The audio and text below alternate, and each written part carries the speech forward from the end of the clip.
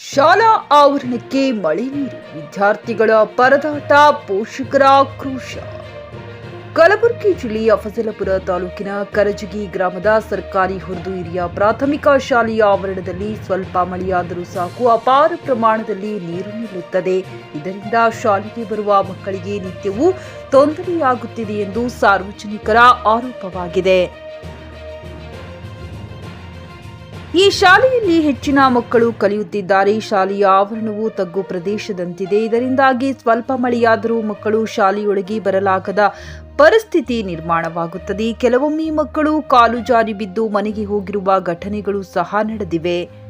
1ನೇ ತರಗತಿ ಮಕ್ಕಳ ತುಂಬಾ ಚಿಕ್ಕವರಾಗಿರುತ್ತಾರೆ. ಅವರು ಆಟವಾಡುತ್ತಾ ಆಳವಾದ ತಗ್ಗಿನಲ್ಲಿ ಬಿದ್ದು ಏನಾದರೂ ಘಟನೆ ನಡೆದರೆ ಯಾರು ಹೊಣೆ ಎಂದು ಪಾಲಕರು ಮಳೆ ಬಂದಾಗ ಮಕ್ಕಳು ಶಾಲೆಗೆ ಕಳಿಸುವುದನ್ನೇ ನಿಲ್ಲಿಸುತ್ತಾರೆ. ಶಾಲೆಯ ಮುಂದಿರುವ ಚರಂಡಿಗೆ ಮಳೆ ನೀರು ಹರಿದು ಹೋಗುವಂತೆ ವ್ಯವಸ್ಥೆ ಮಾಡಿದರೆ ತೊಂದರೆ ಇರುವುದಿಲ್ಲ ಎನ್ನುತ್ತಾರೆ ಗ್ರಾಮಸ್ಥರು.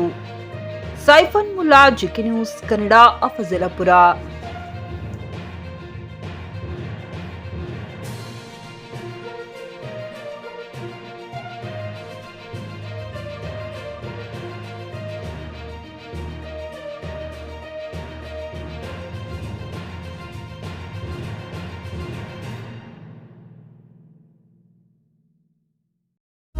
ನಿಮ್ಮ ಮಕ್ಕಳ ಉಜ್ವಲ ಭವಿಷ್ಯಕ್ಕಾಗಿ ಶ್ರೀ ಶಾಬ್ರ ರೇಣುಕಾ ವೀರ ಗಂಗಾಧರ ಶಿವಾಚಾರ್ಯರ ಮಾರ್ಗದರ್ಶನದಲ್ಲಿ ನಡೆಯುತ್ತಿರುವ ಶ್ರೀ ಶಿವಯೋಗಿ ವಿದ್ಯಾಲಯ ಶಾಲೆಯಲ್ಲಿ ದಾಖಲಾತಿ ಪಡೆಯಿರಿ. ಇಲ್ಲಿ 1ನೇ ತರಗತಿಯಿಂದ 10ನೇ ತರಗತಿಯವರೆಗೆ ಪ್ರವೇಶ ಪ್ರಾರಂಭವಾಗಿದ್ದು ಉನ್ನತ ಗುಣಮಟ್ಟದ ಶಿಕ್ಷಣದ ಜೊತೆಗೆ ಆಟ, ಯೋಗಾಸನ, ಡ್ಯಾನ್ಸ್, ಕರಾಟೆ ತರಬೇತಿಯೂ ನೀಡಲಾಗುತ್ತದೆ.